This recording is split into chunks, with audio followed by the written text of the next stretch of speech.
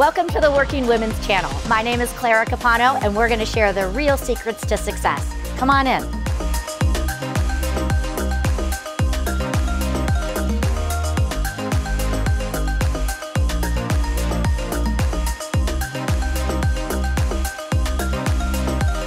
Carrie, thank you so much for being. Lulu and I are thrilled to have you here with us today.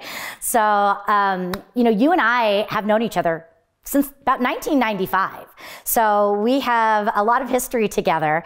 And one of the reasons I really wanted you to be on my show with me is when I first met you, your boys were little ones. And I remember just being in awe of how you were able to run such a successful business, have a marriage that was also successful, and be this mom, because you were the perfect blend of serious and fun. And I know that that's not always easy to do. So I really just kind of wanted to allow you to share sort of your story of struggles, challenges, growth, and how you sort of bring it all together. So I guess the first question I have for you is, the road to success isn't always easy. Was there a certain time in your path where maybe you were facing something that was really challenging, either in business or life? And how did you overcome that to maintain success?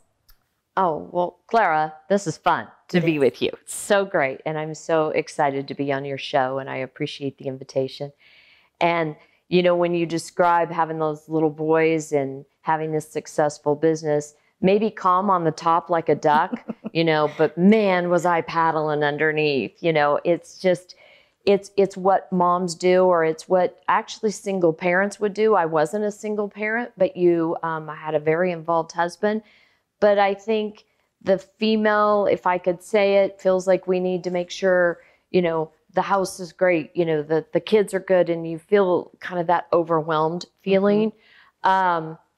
And quite frankly, I remember dropping the kids off at school, and then I would see the coffee club go off, and they went off to have their coffee, and here I was headed out to work. And I think for a while I was a little angry, and a little resentful. And now that I'm where I'm at in my career and my boys are men, I realized back then what I really should have done is just take a deep breath and realize everybody has their path. Mm-hmm. That was their path. My path was to have this career. And I was able to keep my career going, even though I had the nannies. I had multiple nannies. I had the daycare. You're trying to, my goodness, just trying to figure it out. So probably one of the biggest challenges early in my career was trying to, if you will, balance all that. Mm-hmm. But the reality is I think I did okay at it. Yeah, well, I would say you were very successful at it. So let me ask you this. In being that you were a mom, running a successful business, being a wife, success comes with trade-offs. You can't do it all. Mm-hmm. So can you talk to maybe some of the trade-offs that you had to make it all work? Mm-hmm. Well, I think I had to be a little bit better to myself and not try to judge myself as much and be so hard on myself. Now, I'd say that's been better in the last half of, where I'm at now, if you want to call it last half of my career, so to speak. I'm not finished, by the way. Got a lot more to accomplish. Yes.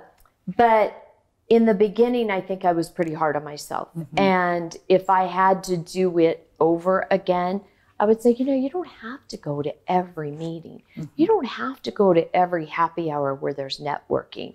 There are times where you need to just be home with your family. Yeah. And I think I did an okay job at that as well. Certainly, I honored, being there with my husband and being there with the kids for their homework and those sort of things. But I guarantee you, the minute they went to bed, had my laptop out, had my phone out, going 100 miles an hour. Mm-hmm. I was taught from my parents, who were both realtors, very successful business people. I learned a lot. You just work hard. Mm-hmm. But when you're working, you work hard, and when you're not, you enjoy. I try to chill. You know. Doesn't mean I'm not thinking about business in the back of my mind, but still you're doing, and I mean, it kind of got to a point, I remember distinctly one time we were in a hotel room, we were on a vacation, and the boys were sleeping, my husband was sleeping, and I thought, if I get up 2 hours early, I can go get this done. I literally went into the bathroom and doing my work. I look back at those times and I'm not super proud of that. Okay. You know, I could have put boundaries around my clients. And now I'm great at that. So let's expand on that, because I think a lot of women in business who are also balancing the home front really do struggle with these boundaries. So how do you do that? How do you set up the expectations with your clients? What are some of the non-negotiables that you protect? Tell us a little bit more about that. Well, certainly, and in today's environment, the consumer, they're driving everything for you in your business. They are right, and you need to do what they need. However, when they call you on a Sunday morning, I truly believe you're opening a door there. If you answer your phone on a Sunday morning, that particular client's going to continue to call you on a Sunday morning because you just gave them the okay to do that. Right. Now, there's nothing wrong with listening to that voicemail and deciding if they needed to hear back from you today or could they hear back from you on Monday. Now, there might be realtors listening to this that would go, wait a minute, Carrie, you answer your phone all the time on the weekend. Well, I see their name. I know they would not bother me if they didn't need to. Right. You know, and it's business. And so what I would say is those boundaries, you're determining those boundaries. When a client says, hey, I'd really like to see those numbers, you know, today, Carrie, and I'm like, oh, okay, what time works for you? I'm figuring out from them, is it that they just need that by 5 o'clock, or are they going to go make an offer? So I think having the confidence, the key is having the confidence on that phone call to ask them the questions. I agree. You know, I know you do that. Right. But Well, it's a learned habit. It is a learned habit, and oftentimes we learn it the hard way because something negative happens. Was there something that maybe happened in your world that was the moment where you said, I've got to change? Like, I know for me, it was when Nicholas was about 3.5, and it was an evening, and I was on the phone, probably negotiating or talking to somebody and trying to spend time with him. And I remember he just kind of started tugging, and he's like, Mommy, you're not paying attention to me. And, you know, we've all had a moment, whether it was with our kids, our significant other, or whoever it may be. But, you know, was there a moment for you that you were kind of like, I can't do this anymore? I think when I saw my husband's eyes, when Todd, you know, looked at me, and he would never say anything, but it was his body language and it was those eyes of kind of sadness. And I went, oh, this is not just about me taking care of that client. I need to take care of my time, honor that time, kind of what we're talking about.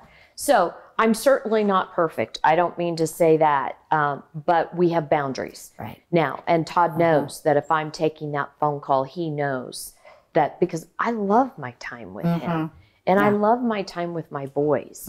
And, you know, that has a finite amount of time with it, and I don't ever want to regret that. Right. And I think you work so much by referral, which is great. And I think that that's another message. If you are in an industry where you can work by referral, I find that they tend to honor those boundaries because they know who you are and they have a higher level of respect. But for the newer ones, I think it's, again, having those conversations and setting expectations. One of the things I try to tell my clients is my goal is to always get back with you in a 3-hour window. You know, is that going to be acceptable for you? Because if I'm teaching a class, if I'm here interviewing, I can't get back to them, and I want to make sure, because if they are like, no, I want you to answer the phone if it rings, they're not my people. And I think, again, you have to do that. You can choose, just like you said. You can choose because you'll know the right circumstances, but you have to be in control of those times.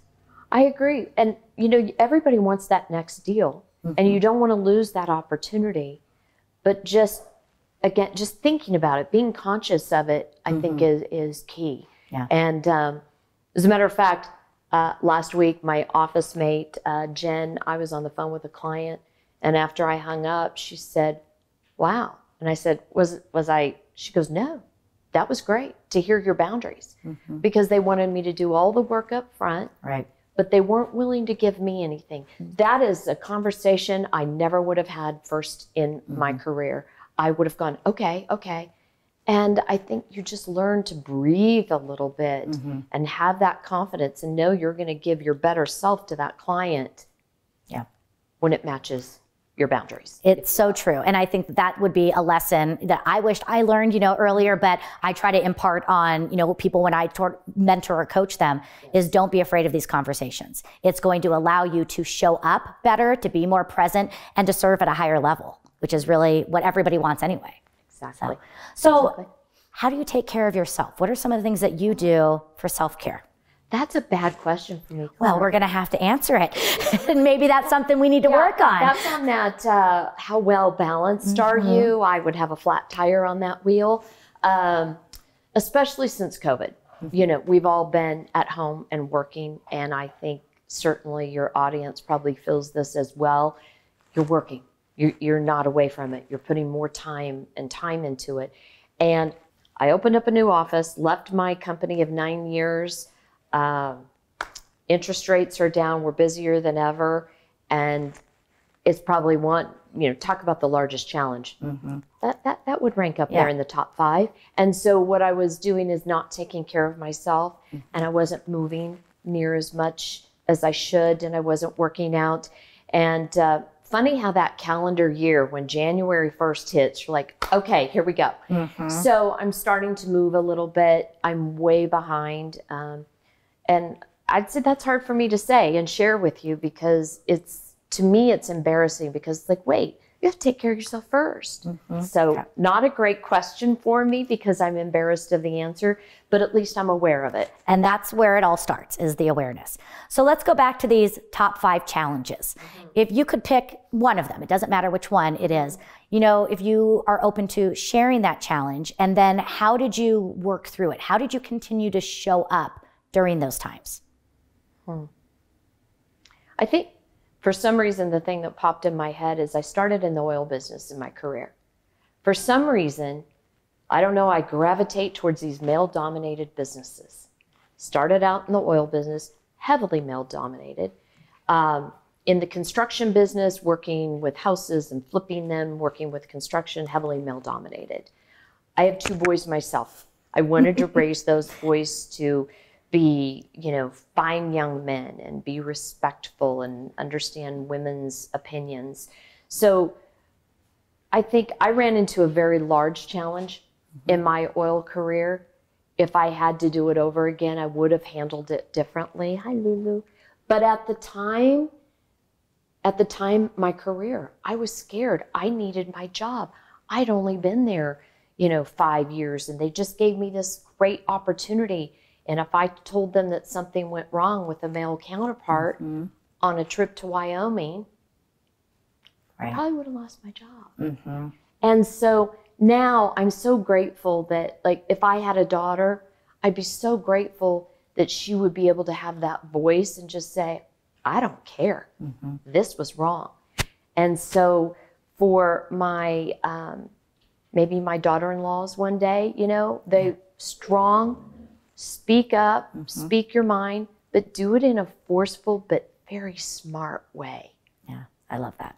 I love that. So that's probably one of the biggest challenges that I didn't learn till later. Yeah. But at least we learn. Exactly. That's the important thing. Exactly. So what do you think is the hardest thing about being a woman in business? I think it kind of goes along with the whole, having an opinion and working in male-dominated industries, which I frankly still am. Having a voice and I'm a very direct person because of the industries I've been in, because I've had to be that way. Some people may look at it and say, oh my gosh, she's direct, or oh my gosh, she's this.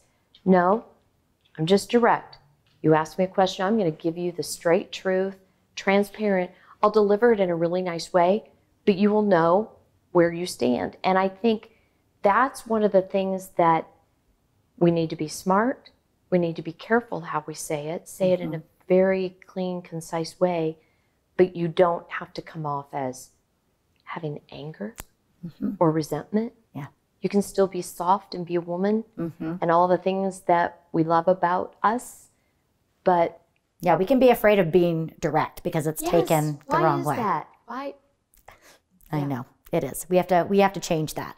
So that's what we're trying to do here. Is we're trying to get these messages so that we can all learn from each other so we can stop these patterns that are holding us back. That's right. So on the flip side, what would you say then is the best thing about being a woman in business? Oh, I've got a great attitude. Like, I just get so excited about opportunity, which is where I'm at now. Our office is opening next month in Louisville, Colorado. And it's so exciting my word for 2020, and I didn't realize what it would mean, but I always try to, focus in on when I'm doing my business planning, what my word is. And for some reason in January, I picked fearless. Had no idea what it meant. I didn't know I was going to do this new office. And that word fearless has really shown through for me, because it has been a challenge, but I'm so excited about it and the opportunity. And I don't know that I have a word. Well, I do have a word for kind of couple words for 2021, but I'm still working on that. My word's unstoppable. Ooh. So I just make sure that I'm not holding back. I'm not playing small. I'm just going to make things happen. So I can't wait to read your new book, too. I know. It's going to be fun. So it's good. That's great. So, I love that during a pandemic, after 9 years of being very, comfortable and in a company that you really did like, you decided to take the plunge and change. And, change is scary. It's messy, but it ends up being glorious towards the end.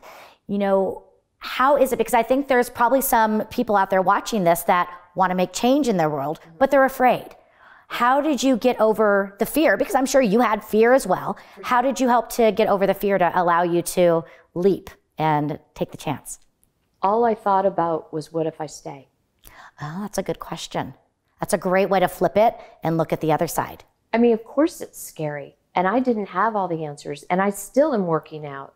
It's been 8 months. And every day I have a victory. And then I have I didn't realize that kind of moment.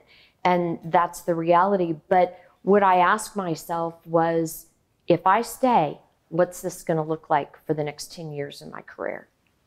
And I didn't like that answer. That's a great way. I think really being able to look at it from that angle, rather than feeding into the fear, looking at what would happen if we don't leap, if we don't take the chance. Wow, very powerful.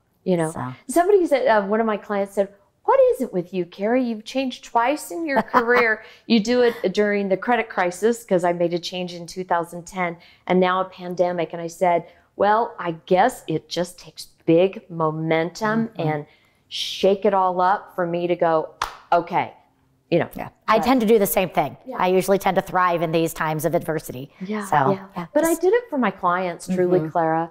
I mean, I saw the opportunity for my clients, and I want to give them the best experience I possibly can. So I had to do it. I love it. So what are you most proud of when you're looking back on your time and your life? What are you most proud of? I'm proud of how my parents brought me up. I think they instilled in me love, faith, how to run a business. And from that has translated over to my boys. And I still call them boys. I know they're men. But giving them the tools to go out and do what you want. Go out and do what you want. And, those discussions are really fun, because they say, oh, you really don't mean that. I said, I really do.